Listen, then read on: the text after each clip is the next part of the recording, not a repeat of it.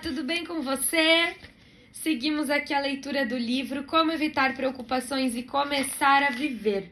Continuaremos na página 186, iniciando o capítulo 15. Você aceitaria $1 milhão em troca do que possui? Estive em contato com Harold Abbott durante muitos anos. Ele morou em Webb City, Missouri. Era meu empresário de conferências. Encontramos-nos certo dia em Kansas City e ele me levou de automóvel até a minha fazenda em Belton, Missouri. Durante a viagem, perguntei-lhe como é que evitava as preocupações e ele me contou uma história inspiradora que jamais me esquecerei. Eu vivia cheio de preocupações, disse-me ele. Mas certo dia de primavera de 1934, eu descia a West Dougherty Street, em Webb City, quando presenciei algo que dissipou todas as minhas preocupações.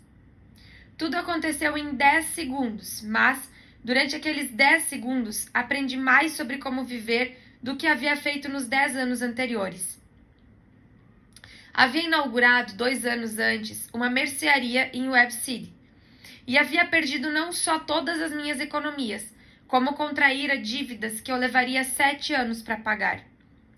A minha mercearia fora fechada no sábado anterior e eu me dirigia naquele momento em Merchants and Miners Bank a fim de fazer um empréstimo que me permitisse ir para o Kansas City à procura de trabalho. Ia caminhando como um homem derrotado. Perdera toda a minha fé e espírito de luta. De repente, porém, vi um homem sem ambas as pernas subindo a rua.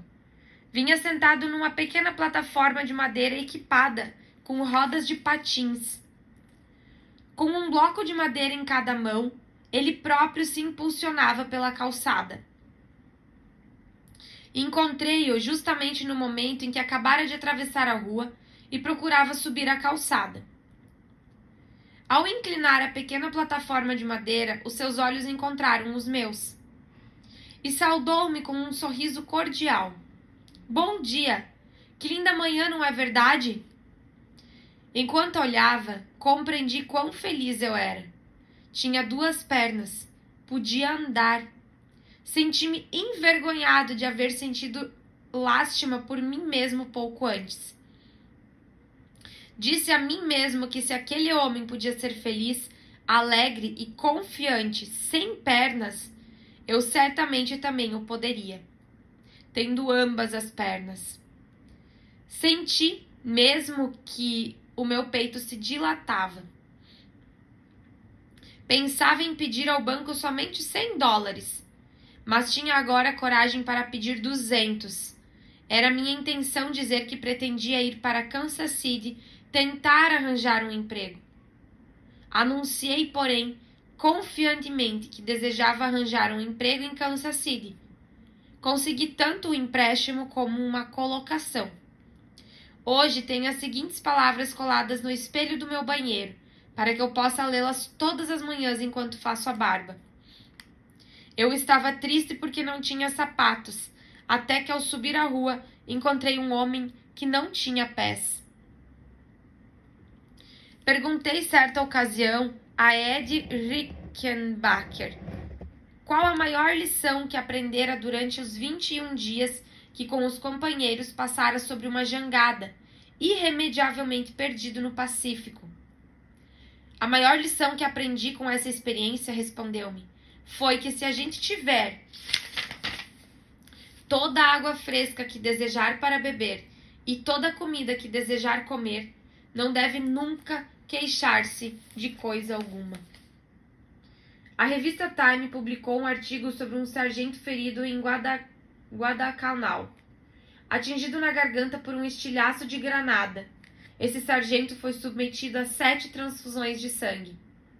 Escrevendo uma nota ao médico, perguntou: "Viverei?" O médico respondeu: "Viverá." Escreveu outra nota perguntando: "Poderei ainda falar?" Novamente a resposta foi afirmativa. Escreveu então outra nota, dizendo: "Então, com 1000 demônios, Por que é que eu estou preocupado? Por que é que você não pergunta nesse momento a si mesmo: por que diabo estou preocupado? Você talvez verifique que o motivo é relativamente sem importância, insignificante. Cerca de 90% do que acontece em nossa vida estão certas e apenas 10% erradas. Se você quiser ser feliz, tudo o que precisa fazer é concentrar-se nas coisas que estão 90% certas e esquecer as que estão 10% erradas. Se quisermos viver preocupados, amargurados e ter úlceras no estômago, tudo o que temos de fazer é concentrar-nos nas coisas que estão 10% erradas e ignorar as 90% que são excelentes. As palavras thinking and thank, que é pense e agradeça, encontram-se inscritas em muitas das igrejas da Inglaterra do tempo de Cromwell. Tais palavras devem ser inscritas também em nossos corações. Pense e agradeça. Pense em todas as coisas pelas quais devemos sentir-nos gratos e agradeçamos a Deus todas as graças e toda a bondade que Ele nos concede. Jonathan Swift, autor de Viagens de Gulliver, foi o pessimista mais devastador da literatura inglesa. Sentia tanta tristeza por ter nascido que usava roupas negras e jejuava nos dias de seu aniversário. Contudo, em seu desespero, esse supremo pessimista da literatura inglesa louvava as grandes forças doadoras de alegria e felicidade. Os melhores médicos do mundo, declarou ele, são o Dr. Dieta, o Dr. Silêncio e o Dr. Alegria. Você e eu podemos ter os serviços do Dr. Alegria gratuitamente, a qualquer hora do dia, bastando para tal fixarmos a atenção em todas as incríveis riquezas que possuímos. Riquezas que excedem em muito os fabulosos tesouros de Ali Baba. Você venderia os seus 2 olhos por $1 milhão? Quanto aceitaria por suas 2 pernas? E pelas mãos? E pelos seus ouvidos? E pelos seus filhos? E pela sua família?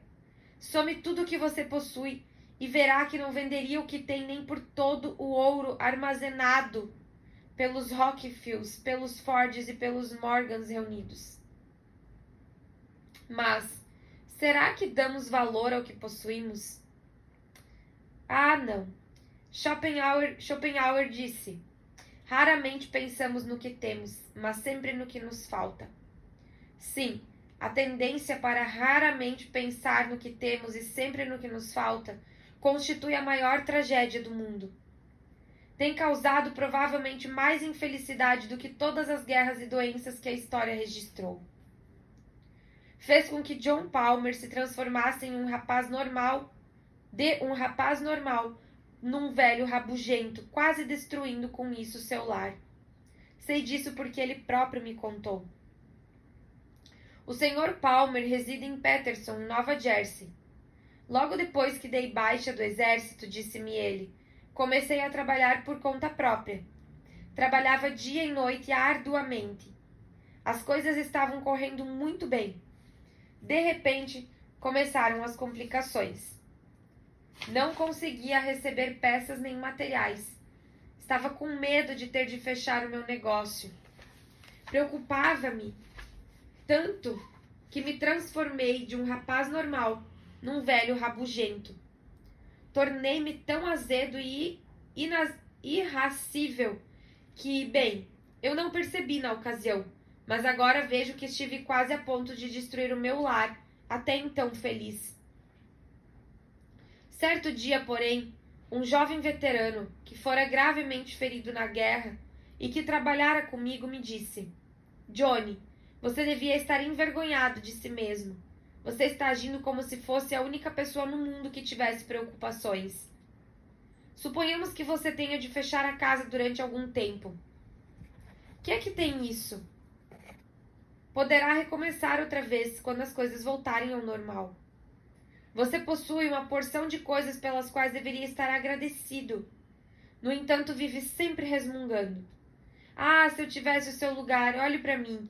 Tenho apenas um braço e metade do meu rosto foi arrancada por um estilhaço. Apesar disso, não estou me queixando. Se você não parar com as suas lamúrias e os seus grunhidos, perderá não só o seu negócio, como também a saúde, o seu lar e os seus amigos. Tais observações me detiveram imediatamente, fazendo-me compreender a excelente situação em que me encontrava. Resolvi logo tornar a ser o que era, e consegui fazer isso. Uma de minhas amigas, Lucille Blake, teve de suportar trêmula a proximidade de uma tragédia, antes de aprender a ser feliz com o que possuía, e não se preocupar com o que lhe faltava. Conheci Lucille Blake há muitos anos, quando ambos estudávamos a composição de novelas curtas da Escola de Jornalismo da Universidade da Colômbia. Há 9 anos, ela sofreu um grande choque em sua vida. Morava então em Tucson, no estado do Arizona. Vinha vivendo. Bem, eis aqui a história, tal qual ela me contou. Vinha vivendo, nos últimos tempos, num verdadeiro turbilhão. Estudava órgão na Universidade do Arizona, dirigia uma clínica de logopedia na cidade e dava ainda um curso sobre apreciação musical em Desert Willamette, onde estava morando. Ia a festas, bailes, fazia passeios a cavalo à luz de estrelas. Certa manhã perdi os sentidos. Tive um ataque cardíaco. A senhora terá de permanecer de cama durante 1 ano, em repouso absoluto, disse-me o médico, e não me deu sequer esperança de que poderia me recuperar. 1 ano de cama. Tornar-me inválida, talvez mesmo morrer. Fui tomada do pânico. Porque tinha de acontecer tudo isso comigo? Que fiz eu para merecer semelhante castigo? Pus-me a chorar e a me lamentar. Sentia-me amargurada, revoltada com a minha sorte. Mas fui para a cama, como o médico me aconselhara. Um vizinho, o Sr. Rodolph, disse-me: você está pensando que passar 1 ano de cama representa uma tragédia, mas não é. Você terá tempo para meditar e conhecer-se melhor. Em poucos meses você terá se desenvolvido mais espiritualmente do que durante toda a sua vida anterior. Acalmei-me, procurando criar um novo senso de valores. Lia livros que me inspirassem. Um dia ouvi um comentarista de rádio dizer: pode-se exprimir apenas o que existe em nosso consciente. Antes, ouvira muitas vezes tais palavras, mas, naquela ocasião, penetraram em meu íntimo e criaram raízes. Resolvi pensar somente nas coisas pelas quais desejava viver. Pensamentos de alegria, felicidade e saúde. Eu me obrigava a pensar todas as manhãs, logo que acordava, em todas as razões pelas quais tinha de estar agradecida. Não sentia dor alguma. Tinha uma filhinha encantadora. Podia ver, ouvir. Havia belas músicas no rádio. Dispunha de tempo para ler. Boa alimentação. Bons amigos. Mostrava-me tão alegre e recebia tantas visitas que o médico mandou colocar um aviso na porta do meu quarto, dizendo que eu podia receber apenas uma pessoa de cada vez, e somente em determinadas horas. Desde então, já se passaram 9 anos, e tenho agora uma vida cheia, ativa. Sinto-me profundamente grata pelo ano que passei de cama. Foi o ano mais feliz e valioso que eu vivi no Arizona. O hábito que então adquiri de contar as bênçãos que me foram dispensadas ainda persiste. É uma das coisas mais preciosas que eu possuo. Sinto-me envergonhada ao pensar que só aprendi a viver realmente quando estava prestes a morrer. Minha cara Lucille Blake, talvez você não saiba, mas essa foi a mesma lição que o Dr. Samuel Johnson aprendeu há 200 anos. O hábito de se encarar sempre o lado melhor dos acontecimentos vale mais do que 1000 libras anuais, disse o Dr. Johnson. Essas palavras foram proferidas, lembre-se bem, não por um otimista profissional, mas por um homem que conheceu angústias, misérias e fome durante 20 anos e que finalmente se tornou um dos escritores mais eminentes da sua geração e um dos conversadores mais famosos de todos os tempos. Logan Pearsall Smith reuniu grande sabedoria em poucas palavras ao dizer: há duas coisas a que se pode aspirar nessa vida. Primeiro, conseguir o que se deseja. Depois, desfrutar o que se conseguiu. Somente os homens mais sábios da humanidade realizam a segunda dessas coisas. Você gostaria de saber como é que se pode tornar até mesmo o trabalho de lavar pratos na pia da cozinha uma experiência emocionante? Em caso afirmativo, leia um livro inspirador, de incrível coragem, escrito por Borghild Dao, chamado I Wanted to See. Esse livro foi escrito por uma mulher que viveu praticamente cega durante meio século. Quando pequena, ela queria brincar de amarelinha como outras crianças, mas não podia ver as marcas de giz. Por isso, depois que as outras crianças iam para casa, ela se deitava no chão e arrastava-se pela calçada com os olhos junto das marcas. Guardou na memória todos os detalhes do lugar onde ela e os amiguinhos brincavam, tornando-se logo habilidosa nos jogos de correr. Em casa, costumava ler um livro impresso em grandes caracteres, segurando-o tão perto dos olhos que os cílios encostavam nas páginas. Conseguiu 2 títulos universitários: bacharel em artes pela Universidade de Minnesota e mestre em artes pela Universidade de Columbia. Começou a ensinar num vilarejo chamado Twin Valley, no estado de Minnesota, e subiu até tornar-se professora de jornalismo e literatura no Augustana College em Sioux Falls, Dakota do Sul.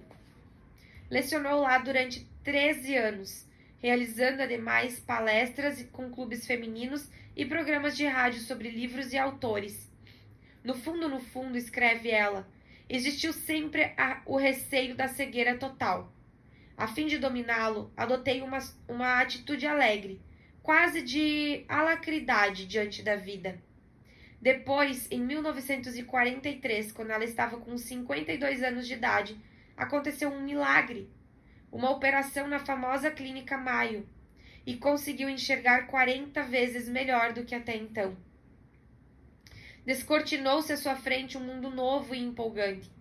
Considerava emocionante agora até mesmo lavar pratos na pia da cozinha. Ponho-me a brincar com a alva e fofa espuma, escreve ela. Afundo a mão e retiro cheia de minúsculas bolhas de sabão. Ergo-a contra a luz e vejo, em cada uma delas, as cores brilhantes de um arco-íris em miniatura. Ao olhar através da janela por cima da pia da cozinha, via as asas palpitantes de um cinzento escuro, dos pardais que voavam sob a neve espessa que caía. Ficara tão extasiada ao olhar as bolhas de sabão e os pardais, que encerrou o seu livro com essas palavras: Meu bom Deus, murmurei, Pai nosso que estais no céu, eu te agradeço. Imagine agradecer a Deus porque podia lavar pratos, ver arco-íris em bolhas de sabão e pardais a voar sobre a neve. Você e eu deveríamos sentir-nos envergonhados. Durante toda a vida, temos vivido numa terra encantada de belezas, mas estávamos cegos demais para ver, saciados demais para apreciá-la. Se quisermos deixar de lado as preocupações e começar a viver, o princípio 4 é: conte as bênçãos que recebeu e não os seus aborrecimentos. Capítulo 16. Procure encontrar-se e ser você mesmo. Lembre-se de que não há ninguém mais na Terra como você. Tenho aqui uma carta da senhora Edith Allred, de Mount Airy, Norton Carolina. Quando criança, Era excessivamente tímida e sensível. Pensava sempre mais do que devia e o meu rosto fazia-me parecer mais gorda do que era. Minha mãe era uma senhora à maneira antiga, que considerava tolice fazer com que os vestidos tivessem um aspecto agradável. Costumava sempre dizer: largo será usado, apertado rasgará. E vestia-se de acordo com o ditado. Eu nunca ia a festas, nunca me divertia na escola, eu nunca brincava com as outras crianças ao ar livre, nem mesmo praticava esportes. Era morbidamente tímida. Sentia-me diferente de todo mundo e pouco desejável. Cresci e casei com um homem muitos anos mais velho do que eu. Mas não mudei. A família de meu marido era uma dessas famílias calmas, seguras de si, confiantes. Os seus membros eram tudo o que eu desejava ter sido, mas não fui. Procurei por todos os meios ser como ele, mas não consegui. Todas as tentativas que fizeram para me tirar do casulo não tiveram outro resultado senão tornar-me ainda mais introvertida. Transformei-me numa criatura nervosa e irritável. Evitava todos os amigos. Fiquei tão mal que receava até mesmo o toque da campainha. Era um fracasso. Sabia que era um fracasso e temia que meu marido descobrisse isso. Assim, sempre que nos achávamos em público, eu procurava mostrar-me alegre e exagerava em meu comportamento. Sabia que tinha me excedido e depois ficava infeliz durante vários dias. Acabei por considerar-me tão miserável que já não via nenhuma razão para a qual devesse prolongar a minha existência, e comecei a pensar no suicídio. E o que foi que conseguiu transformar a vida dessa infeliz mulher? Apenas uma observação ocasional. Uma observação ocasional, continuou a senhora Allred, transformou completamente a minha vida. Minha sogra um dia falava na maneira como criar os filhos e disse: independentemente do que acontecesse, eu insistia sempre com os meus filhos para que fossem eles mesmos. Para que fossem eles mesmos. Foi essa observação que operou o milagre.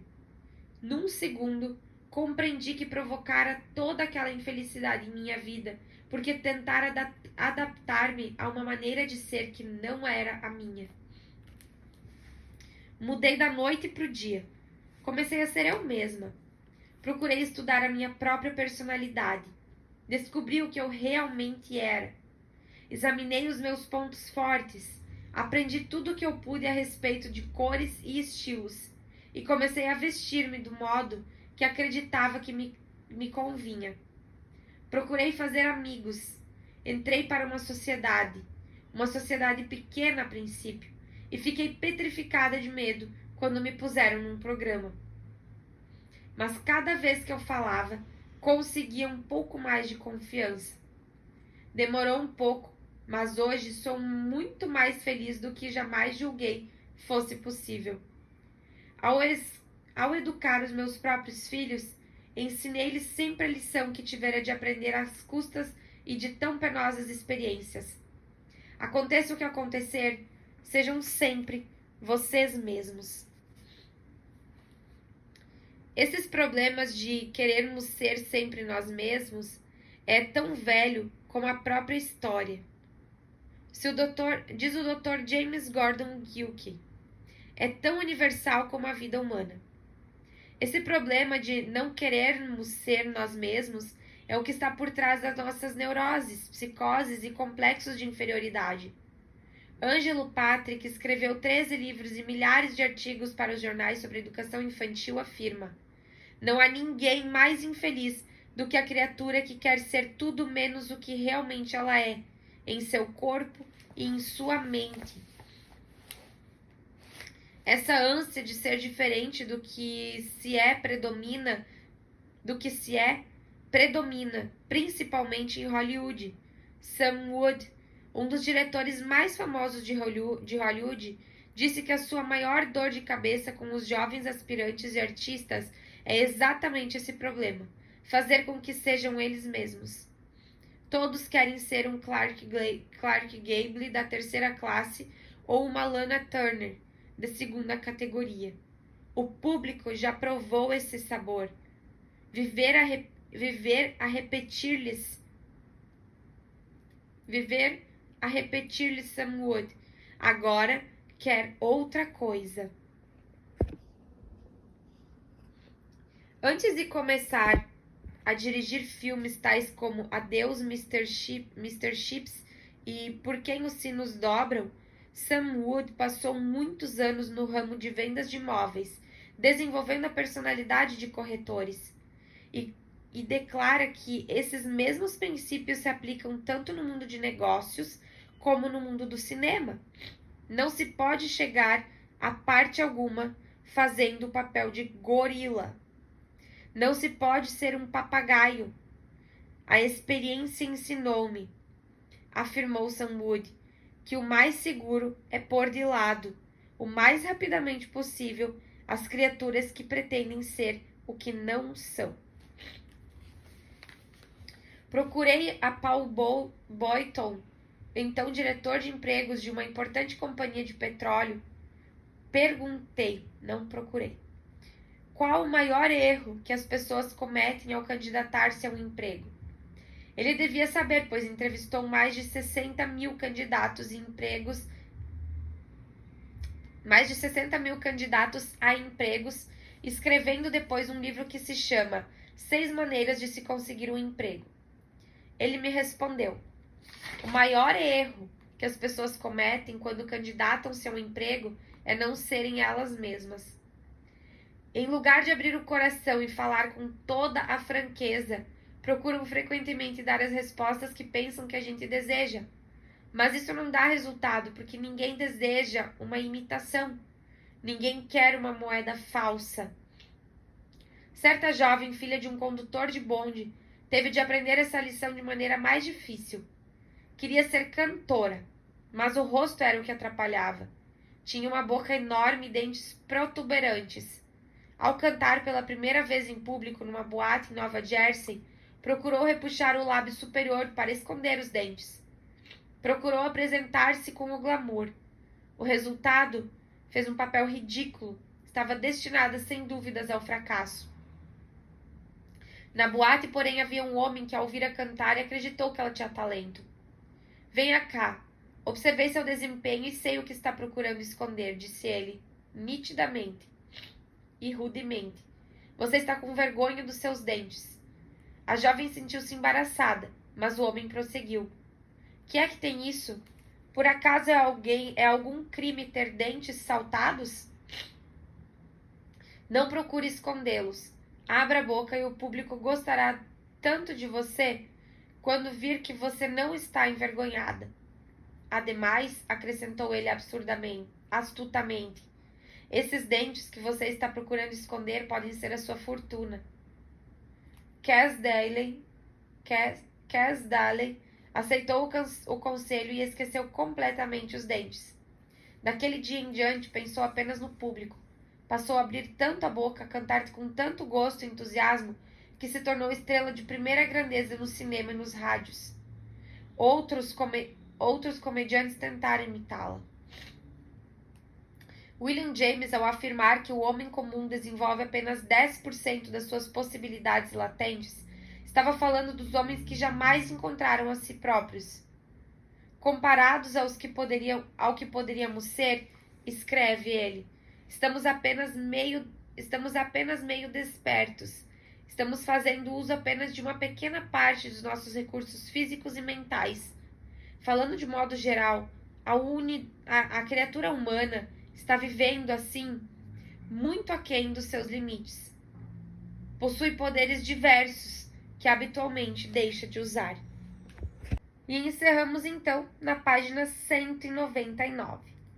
Só para relembrar, se você ainda não está inscrito aqui no canal, já aproveita, se inscreve, também curte esse vídeo, compartilha, e assim a gente pode juntos disseminar conhecimento através da leitura. Até já!